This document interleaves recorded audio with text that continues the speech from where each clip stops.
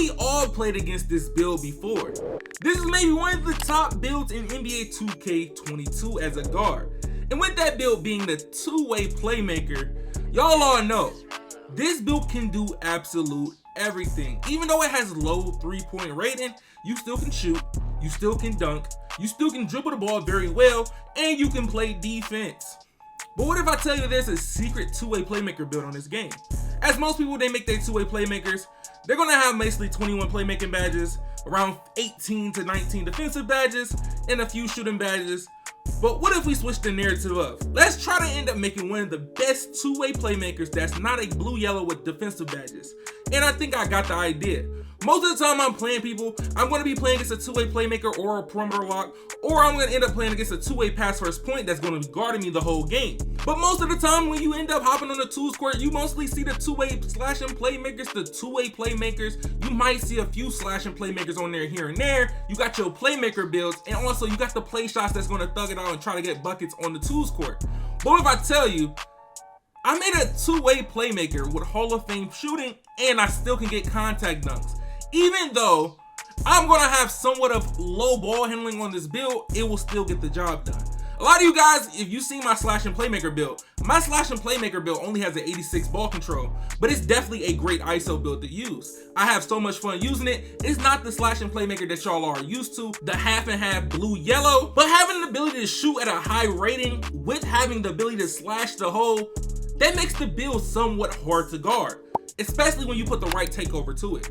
But as we end up making this build will be a shooting guard. If you guys remember, you can make this a point guard as well, but shooting guard does get more attributes and I get more badge points as a SG. So if you do want to make a point guard, that's up to you. Just know your badge kind of going to look as similar, but not as the same as what I have on my screen. So as I'm making a shooting guard build, the shooting guard, we're going to mess with the more green, less blue pie chart. When I told y'all boys, I told y'all, the more blue, less green, and the more green, less blue are one of the most broken pie charts on this game. You will not get the name that you're supposed to get.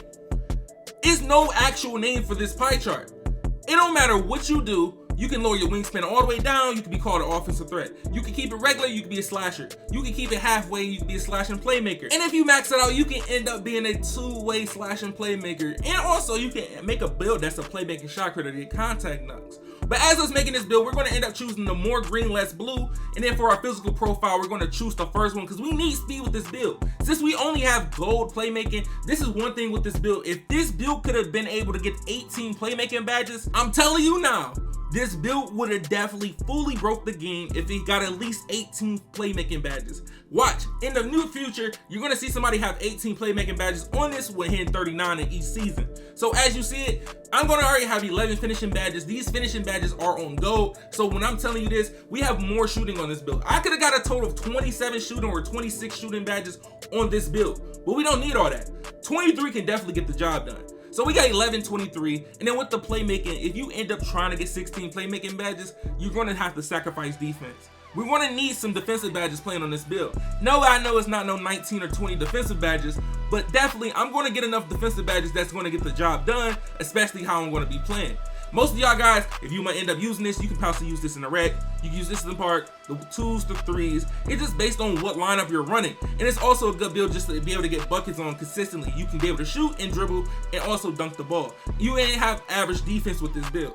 But look, as I have the badge count 11, 23, 15, and 6, you can choose whatever you want to put this on. With the defense, you can put it on block or you put it on offensive rebound based on how you play. But look, most of the time you see regular two-way playmakers are usually 6'4". Most of the two-way playmakers that you see in the park, the yellow and red pie chart, they are 6'4" two-way playmakers. With 2K adding all these new pie charts to the game, and there's so many builds that I can make the name of. It's basically like a catfish type build. It can say one name, but I can have Hall of Fame shooting and a Hall of Fame playmaking, and you will think I'm a two-way playmaker or a two-way shark. But look, as of the height, I do recommend from the height of 6 foot all the way to 6'2.5". And some of y'all might be asking, how do you get 6'2.5"? As most of the time I use metric systems on builds here and there to show y'all boys what builds to get more attributes and you can get better stats using the metric system. First thing you're gonna do, if you're gonna end up making this build, make sure you go to the main menu.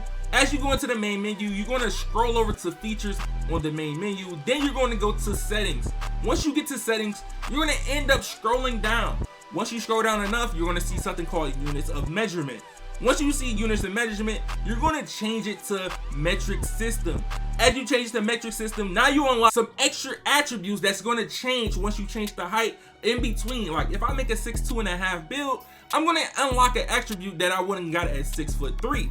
So as I'm gonna end up making this a 6'1.5" build, you're gonna make it 1.90, 1.90 meters tall for this build. But that's only if you wanna have elite dribble moves at 99 or 98 overall based on what height you choose. So if you're gonna go with the 6'2.5", you're gonna be at 99. If you're gonna go with the regular 6'2", you will receive elite dribble moves at 97. But check this out, if you're someone that wants to make the build even taller, if you wanna make it 6'4", and you're good with just using pro dribble moves, not elite dribble moves, and just know the difference. Pro dribble moves is 80 and elite dribble moves is 85 under the height of 6'5". So as I'm making a 6'4", if you make a 6'4" and you're good with using pro dribble moves and you think you can get the job done with pro, I prefer you to try that out as well. But if you want the most speed, the 6'3" will be the in-between mark right there. If you want the elite dribble moves, you go 6'2" and under. If you don't care for elite dribble moves, you can do 6'3" and 6'4". It'll be no point of you doing this at 6'5" because the build will be too slow to end up performing how it's supposed to. Since the build doesn't have Hall of Fame playmaking. But at the end of it, if you end up making the 6'2" or the 6'2.5", even the 6'3", you will still get a 98 speed on this build. But as of takeovers, this is one good thing. As y'all seen, it really doesn't matter what takeover you choose if you're planning to hit 99.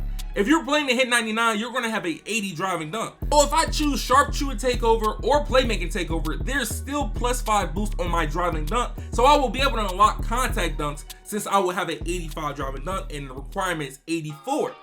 And then with everything else, if you just want contact dunks off the rip, choose slash and takeover. So as you in the my career, you end up taking it to the hole, you'll be able to get contact dunks while you work on this build. As we get the name two-way playmaker on this build, it's kind of weird that they let me able to get two-way playmaker when I only have 6 defensive badges.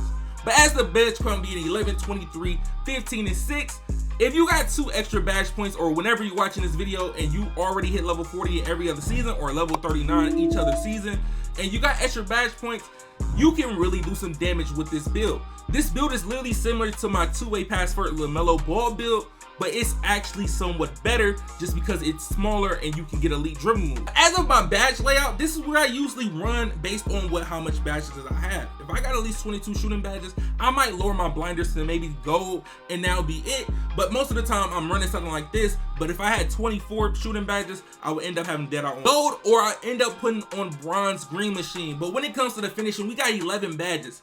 We got Limitless Takeoff, Posterizer, Slithery, and we got Fearless Finisher. As of only having gold badges, this is one of the best setups you can use. Especially if you're someone that's going to ISO on this build or someone that's going to still use screens with this build, you still can definitely get the job done. Because if you can get a quick bucket and you know you can score, it's not going to be a problem using this build. All you got to do is just know how to move on the build and you can literally get past almost anybody.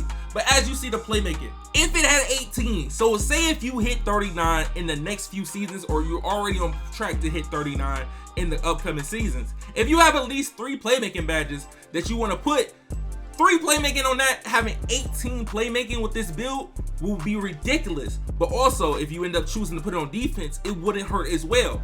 But look, but if you're someone that's going to want more speed, I did show you guys how to make the two-way playmaker, the original two-way playmaker, at the beginning of the video. So if you want to make that two-way playmaker, you can. So drop a like on this video if you haven't. Make sure you subscribe, put on those post notifications. Make sure you follow me on Twitch, Twitter, Instagram, and TikTok. But look. It been your man ChaMoma. Hopefully y'all boys have a wonderful day. See y'all boys in the next one, and I'm out, y'all.